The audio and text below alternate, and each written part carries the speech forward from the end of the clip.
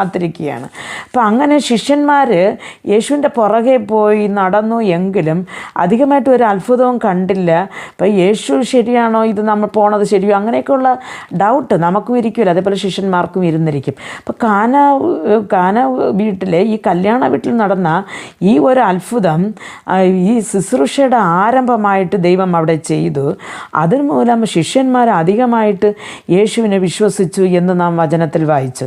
പ്രിയ ദൈവമക്കളെ, ഈ വീട്ടിൽ യഹൂദന്മാരെ മുറപ്പടി ഒരു കൽപ്പാത്രങ്ങൾ 6 കൽപ്പാത്രം വയ്ക്കണം. അങ്ങനെ ഒരു കൽപ്പാത്രം 6 അവിടെ ഉണ്ടായിരുന്നു. അപ്പോൾ യേശുവിൻ്റെ അമ്മ പറഞ്ഞു പോയതിന് ശേഷം യേശു അവിടുത്തെ ജീവനക്കാരെ അല്ലെങ്കിൽ ജോലിക്കാരെ വിളിച്ച് പറഞ്ഞു, ഈ 6 കൽപ്പാത്രത്തിൽ നിറയെ വെള്ളം കോരുവാൻ പറഞ്ഞു.